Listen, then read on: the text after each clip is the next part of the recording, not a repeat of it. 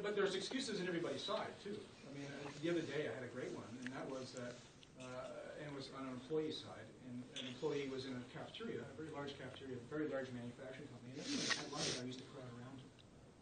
And, management got a little wonderful at that. That all does. He went to take a look. He had his laptop, and he was watching pornography in the cafeteria at his lunch hour. And, of course, everyone was all the men were crowding over to see it. And so they fired him. And then he appealed grievance. And the argument first was that this was his own personal time. So he could do anything he wanted. Well, that didn't go anywhere because he was on property. And, just the arbitrary. And then the next argument was, comes into the excuse. He said, well, I don't know why someone would hire a lawyer to argue this, but the lawyer said, well, it's really not pornography. We all watched it. It looked pretty good to me. And, well, I didn't mean that positively. And so I said, well, how is it not pornography? He said, it's a home movie. It's his wife. You don't even be seeing that in public. Of course not. Of course. But the idea of excuses. There's excuses. Everybody has an excuse. But you've got to document stuff. Really. Now, there's all this debate around why bullies do what they do. They do what they do for a whole variety of reasons. It's not one type. But I want to make sure that I tell you what your employers should be doing. And let me just quickly, because here's what a good prevention program is. If you've got a great employer, this is the kind of stuff they should have. And I'm going to point out the stuff that is mandatory and the stuff that's not. If you work anywhere, 5 people or more, you have the right, you should be able to see the policy of workplace violence and harassment. It should be posted in a conspicuous place. So if you have an occupational health and safety bulletin board, it should be there. It should be there. Not just sent around electronically, but it should be posted. That's very specific. The Ministry of Labor wants that.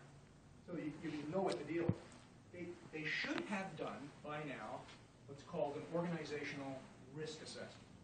And what that means is that your employer should have gone around and looked at the workplace and say, okay, what are the vulnerabilities around violence, potential violence? I'm not talking about harassment, but violence. The risk assessment, and we're starting to see this now in some of the court action, does not necessarily apply to harassment, although it could, but not necessarily. But it does deal with violence. So they have to have done a risk assessment, and you probably had a joint occupational health and safety committee. The risk assessment should be given to the occupational health and safety committee because they have to review. Some employers are trying not to give their risk assessment to the representatives of the employees for some bizarre reason. I have no idea why. But legally, they should get it. So you should be able to read the risk assessment they've done in your place if you're afraid of any kind of... there has to be some prevention measures there. This is also part of the legislation. These two, and so is this. So whatever the risks are in your workplace, they have to have a remedy for it. You have to know what it is. So, for example, if you're working alone at night, maybe one of the prevention measures would be working with somebody else, or having a panic button, or having plexiglass, or whatever it may be. There has to be some, whatever the risks that are identified, there has to be a prevention measure to match them. Reporting an investigation. You as an employee have the right to understand how they investigate and how they are going to make these decisions regarding, violence and harassment. Is it done internally? Is it done? Is there an external person who does that? That type of thing. So you need to know who you report it to and what are the parameters of confidentiality for that. So this is part. So these four things are part of the legislation. These are non-negotiables. This is not necessarily part of it, but a good employer will have this. Most employers have an emergency response plan for big things like fires and explosions and stuff like that. But if you work within a risk, an elevated position at risk, let's say you're working with the public or you're working alone or whatever it may be, there should be a plan for you personally. What do you do with respect to someone who may be intimidating? What do you do? Victim assistance. Now, this is not part of the legislation, but your employer, if they're having a comprehensive plan to deal with this, there should be assistance for you through your employee assistance program or some other means. And why I say this to employers is that if you think the perpetrators mean, you just take a look at a person who hasn't been served well in their victim. They're really pissed off. And they'll make you pay at one point. And if you want, I'll send you the Bell Mobility one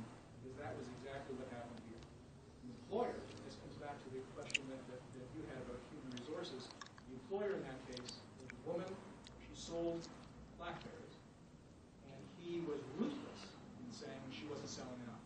He was ruthless to everybody. He was ruthless to her. She said, and he was accusing her of not going to a particular sales meeting.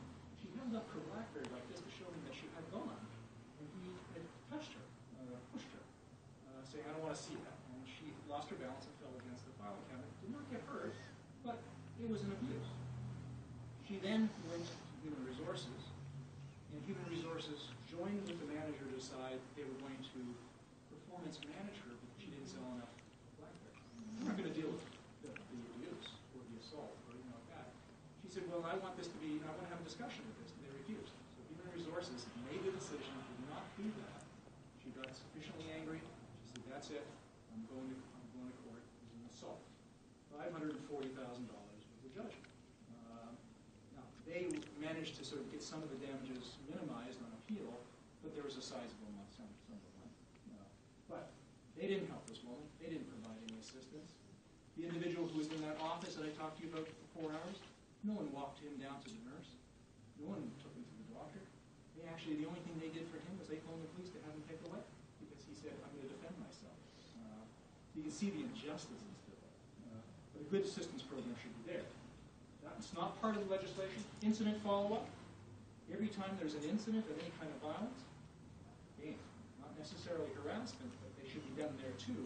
When you've done an investigation, you should sit back and find out how it's going. If you're at all interested in employees, they should be standing back and saying, "How do we do? Do we do an okay job?" The training and education. This is part of the legislation. You as an employee should have by now had some training on what is workplace violence, what is harassment within your workplace, and the whole issue around domestic violence should be made clear to you. You should have training about what your policies and procedures are. You should have had it by now. It's one requirement that everyone needs to be trained in this. Not just a simple little lunch and learn, but something where you actually sort of know, how does my organization deal with this issue? If they have not done that yet, then they're not fulfilling the obligation under the Occupational Health and Safety Act, because that's a requirement. The ministry, when they're going in, they look to see very carefully if there's one thing they look at, it's the policies and procedures, but it's also the training. Yeah. We do these respectful workplace. It's an all-day session. And there's another one coming up, I was told by HR. Yeah. And what they're going to do is have us sign off. Yes. Yes. They want to do it. So they're at. That's right. That's right. And they have to. And I said, and that's not sufficient in itself, really. And they tried to do it last year, and a lot of people said, "I'm not signing anything." And the first bunch were forced to, and then as the sessions happened, it was just sign these if you want to, and then there's the papers, and then, it just deteriorated. But this year, you're going to be signing. So that This year, we're getting tough now. Yeah, and it's the sign or else, and it's still kind of, okay, signing that you did go through the training and everything, but somehow I feel that this is going to come back and wait. Well, just signing off. The reason they're doing that, and it's legitimate, maybe they're saying it in a way that doesn't sound very nice, is that the ministry, when they come in to take a look to see if you have these things in place, they want to say, "Give me a training." And I don't want to know whether or not you just trained. I want to know, was everyone trained? And so they'll go and see if they want to make sure they're carrying a list. But the ministry, and this makes us feel a little bit more uncomfortable, is starting to push the issue now to say, well, okay, so people attended. Did they learn anything from it? So the whole issue of them doing a little quiz makes it a little bit more complex. But at a bare minimum, they have to advise you of what they're doing. And if they haven't, then that's an issue that can be taken to the Ministry of Labor.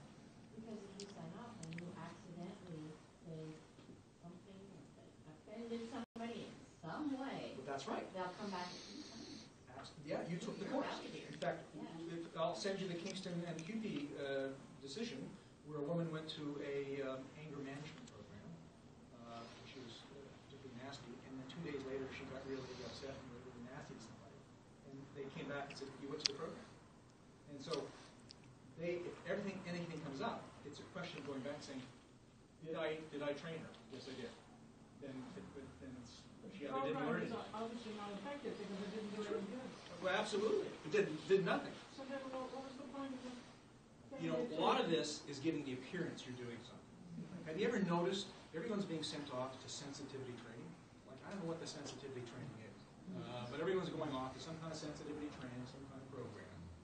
And the point is not so much that you're going to learn anything. And this sounds terrible. I'm not suggesting that people who provide the service are not doing a good job. But from the employment perspective, yeah, I want you to shape up. But really, at the end of the day, if you mess up again, I've done it. I've done this. And it's your fault, not mine. So it's saving your ass in some way. So that's why the signing of the forms. The next step is there's the door. Yeah, there's the door, but it has to be, you know, employers will often give you the impression you could be out the door faster than you actually can. So, you know, unless you've done something really grievous to it. In fact, if you've done something really bad, there's a variety of things in there that need to be looked at. Here are those. Say you've done something really bad. Here's the consideration of the arbitrator taking the case. Was there any remorse? If you're ever called and you've been accused of doing something, always show remorse. Always apologize. We know 90% of the cases that get off are people who've showed some kind of remorse for the behavior. As opposed to someone saying, I'm not apologizing because I did nothing wrong. Well, you may believe that, but when it gets to arbitration, they won't necessarily see it that way. Who is the victim is the other issue. So it's a greater penalty sometimes if you are aggressive towards a manager than you would be a coworker. Well, that sounds a little sort of double standard, but that's one thing that's taken into consideration as well. Was it a flare-up? Was it, you know, or was it a piece of behavior that's ongoing? We've seen this before. Were you provoked to do it? Which is the big issue. Did someone do something or say something or break your stuff to provoke you? That would be an issue. So it's more serious that if it was provoked. It's less serious if it's provoked than if something that just happens all the time. Your years of service come into this. So if you're a long service employee, 25 years, and whatever it may be, then they're going to look on that a little bit differently because they don't want to sort of give you the hardship, financial hardship. And this is very important too. What will be financial hardship for you if you get fired as a result of this piece of behavior? If you're never going to work again because of the community you're in or the kind of job you have. You have a disciplinary record comes up. So anytime you can get your discipline sort of taken off the record, it's a good thing. Because they look at that too. And the outcome was any physical harm. So these are some. This is a standard case. It was 1975 Dominion Glass, but all the arbitrators keep referring back to it. As these are the things that they look for when they're saying, okay, should we really punish somebody here for the behavior? And you know, it's a good thing to know if you've ever been accused of that. So keep that in mind as well. So that's why I say, yeah, they can say, there's the door, but you know, it's not that easy just to summarily fire somebody. Some grounds to come back at it. Now, let me just check the time. Now, okay, so we touched on a whole bunch of stuff. And you had a whole million questions, and I can see where you're coming from. I probably created more questions than I had answers in some respected way, and sometimes the answers aren't particularly, you know, positive. And say, yes, you can do this, and this is all going to be right. Not necessarily the case. But there are some things that are worthwhile for you to know. I would like if you just email me, and here's my email address, right there at the bottom. Now keep in mind that this week I'm on my way to Turkey, so I won't be back until the middle of November. Email me. If you want some court cases, I can send you, you want to be on a list, I can just send court cases from time to time. But I will send you, you've got to give me your mailing address, and I promise this isn't a solicitation, just so I can send you the book. There's a book on workplace allowance prevention that I can send you, so I wouldn't mind sending that to you. You can borrow some books like this one here, the legal one. All I ask, just return it so I can just turn it around.